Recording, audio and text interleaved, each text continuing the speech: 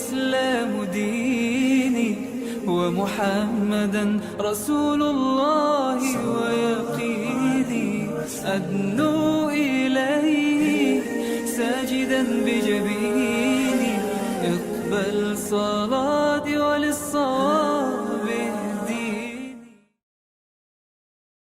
With regards to the minimum and maximum, in fact there are over 7 or 8 opinions on the issue.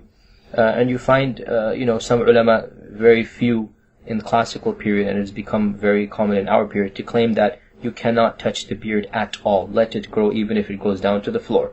And this is something that, you do not find any of the classical ulama that I have researched, and Allah knows best who said this. But this is an opinion that has been popularized by certain scholars, and they say you cannot touch the beard at all. On the other hand, on the other extreme, you have people who say it is obligatory that you must trim the beard after a certain length, and they usually say after one fistful. And in the middle, there are 4 or 5 positions. How can it be in the middle? Well, some say it is mustahab to trim, some say it's mustahab not to trim, some say you're allowed to trim below the fist length, some say you can trim from the sides and not from the bottom, etc., etc. There's many different opinions out there. Looking at all of them and their evidences, one thing is quite clear. The Prophet ﷺ commanded growing the beard. This has been reported in over 5 or 6 traditions, most of which are in Bukhari and Muslim, in Musnad Ahmad, Abu Dawud, Tirmidhi. The Prophet said, "A'ful liha, waffiru liha," keep on growing the beard. He said, don't pluck it. So when he said, don't pluck the beard and let it grow, this is quite clear that this is an obligation, that we must follow it. It is reported by at least 3 of the Sahaba and at least 10 of the Tabi'un that they used to trim their beards. Some of them after a fistful, some of them only during Hajj and Umrah, but over 10 of the early scholars of Islam used to trim their beards to some fashion. And this shows us that they understood from the command of the Prophet ﷺ that the prohibition is not to trim, but the prohibition is to not have a beard. So they understood that if you trim it after a fistful, if you trim it after a length, this does not contradict the hadith of the Prophet ﷺ to grow the beard. Growing the beard means you grow it. It doesn't mean you're not allowed to touch it at all. It means you have something called a beard. So the fact that these early Sahaba and Tabi'un trimmed to a certain level, some later scholars would then say, okay, since they trimmed only to a fistful, this is the minimum requirement. But the question arises here, now hold on a sec. If the Sahaba or Tabi'un only trimmed to a fistful, does that make it a legal ruling in our religion? Some would say yes, it does, and that is a position of many ulama.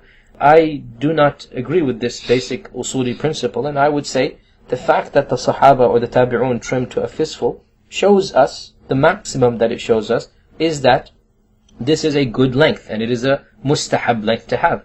To claim that a person is sinful for trimming more than a fistful, if you like, having a beard less than a fistful, to claim a person is disobeying Allah and His Messenger, I think that's very, very harsh statement to derive from the actions of the Sahaba and Tabi'un.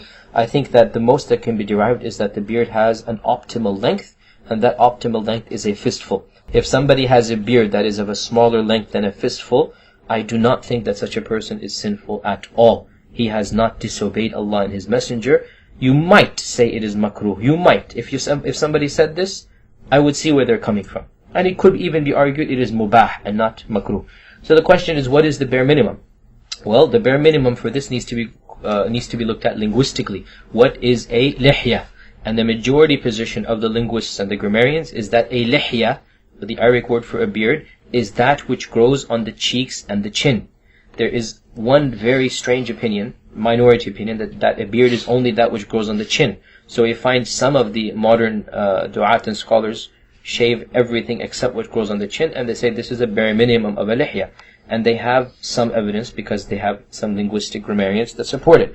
But the majority position, which has been held by the majority of linguists, including Ibn al-Athir, including Ibn Mandur, including al-Fayruzabadi, and others, I'll have to look up some more names, but the majority position has been that the beard is that which grows on the cheeks and the chin. Therefore, if a person has facial hair that constitutes a beard, when you look at it you think this is a beard, then I think that a person has met the bare minimum obligation and they are not sinful for it. I do not think the Sharia has a minimum in terms of centimeters, in terms of, I think this is going a little bit too, we're getting a little bit too, specific. Well, what about the what's very common now, where it's just like a thin line that Yeah, goes down the jawline. The jawline, if somebody looks at it, I really don't think this is called a beard, even in the English language. I mean, I think this is a facial hair that no shaving for 2 days. I mean, I think a reasonable amount of hair, and here's the point now, who defines what is reasonable? I don't have a precise definition. I mean, when you see a beard, you know what it is. It's not, nobody takes a measuring tape and measures how long the hairs are and how wide it is. I think that's a bit too precise, but what you're talking about, that pencil line, which is less than 1 millimeter, and the hair is literally just not shaved for 2 days, that doesn't quite constitute a beard, because it's not the full cheeks, it's not the full cheekbones and the full chin that a person has hair on in any case. So to shave the hair of the upper cheeks and the hair beneath the chin on the throat, this is pretty much unanimous consensus allowed. I mean, there's hardly any difference. To shave the hair that's below the eyebrows, for example, below the eyes, right, really high up on the cheek, upper cheekbone, and to just shave the hair on the throat, this does not constitute the beard, because that's not the beard, that's other facial hair. But to shave more and more down to the cheek to just get that pencil line, as you said, I think that is problematic, and it doesn't do justice to the beard. So I would say, if a person uses your average trimmer that is found in the supermarkets, right, and they trim to a reasonable length, and they shave, and they have a fashionable beard, if you like, and that's very common amongst Muslims, I would say they have done the minimum. They are not sinful, but it is mustahab, and it is encouraged to grow it longer, and I would say the optimum amount should be to have a fistful, because that is what the Sahaba did. I would say it is definitely mustahab to have that long of a beard, and Allah knows best.